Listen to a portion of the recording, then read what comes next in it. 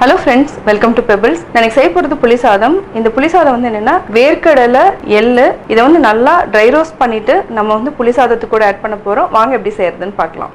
யுகாதி ஸ்பெஷலுக்கு நம்ம புளியோதரையும் பண்ண போறோம். இதுக்கு தேவையான பொருள் பார்க்கலாம். கடுகு வந்து 1/2 டீஸ்பூன் இருந்தாலே போதும். கருவேப்பிலை கொஞ்சமா, ஒரு 6 வரமிளகாவை 2ஆ கிள்ளி வச்சிருக்கேன். தேவையான அளவு கடலைப்பருப்பு, உளுத்தம் பருப்பு. இது மூணையும் நம்ம வறுத்துட்டு அரைக்கணும். ஒரு 3 டேபிள் ஸ்பூன் அளவுக்கு வேர்க்கடலை, 1 டேபிள் ஸ்பூன் எள்ளு, 1/2 டேபிள் ஸ்பூன் மிளகு. இது மூணையும் நம்ம நல்லா ட்ரை ரோஸ்ட் பண்ணிட்டு அரைச்சு தனியா வச்சுக்கலாம். இது வந்து ரொம்ப சிம்பிள் மெத்தட், ஈஸியாவும் செய்யலாம். புளி கரைச்சல் வந்து தனியா எடுத்து வச்சிருக்கேன். அது வந்து ஒரு சின்ன நெல்லிக்காய் அளவுக்கு எடுத்துக்கலாம். இது கூட வந்து 150 கிராம்ஸ் ரைஸ் எடுத்துக்கலாம்.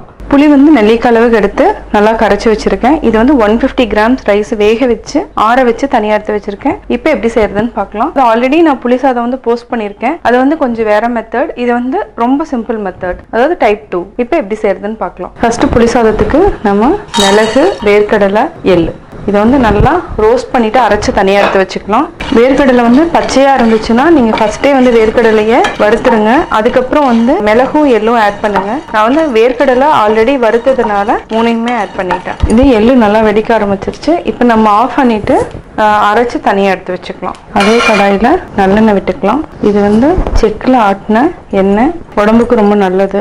எண்ணெய் நல்லா காஞ்சதுன்னா கடுகு போட்டுக்கலாம். கடலைப்பருப்பு, உளுத்தம் பருப்பு இந்த மூணும் போட்டுக்கலாம். இது கூட வந்து நம்ம பெருங்காயம் ஆட் பண்ணிக்கலாம். நான் அது வந்து உங்களுக்கு சொல்லலை. இது நல்லா பொன்னிறமாகட்டும். அதாவது கருவேப்பிலை, வரமிளகாய் இதையும் நம்ம ஆட் பண்ணிக்கலாம். பெருங்காயம் சின்ன ஸ்பூன்ல 1/4 டீஸ்பூன் அளவுக்கு ஆட் பண்ணியிருக்கோம். மஞ்சத்தூள் இதையும் நல்லா ஃப்ரை பண்ணிக்கலாம். ஆல்ரெடி கரைச்சி வச்சிருக்கிற இந்த புளியும் நம்ம ஊற்றிக்கலாம். இது நல்லா எண்ணெய் மேலே வரைக்கும் நல்லா புளியை வந்து நல்லா வேக விட்டுக்கலாம். அப்போதான் பச்சை வாசம் போகும். புளி சாதமும் டேஸ்டா இருக்கும். பச்சை வாசம் போற அளவுக்கு நல்லா கொதிக்க விட்டுக்கலாம். கொஞ்சம் எண்ணெய் வந்து நல்லா மேலே வர டைமுக்கு பொடியை தூவிட்டு நம்ம சாதத்தை கிளறிக்கலாம். இப்போ நம்ம உப்பு போட்டுக்கலாம். அதாவது சாதத்துக்கும் சேர்ந்து தான் நான் ஆட் பண்ணியிருக்கேன்.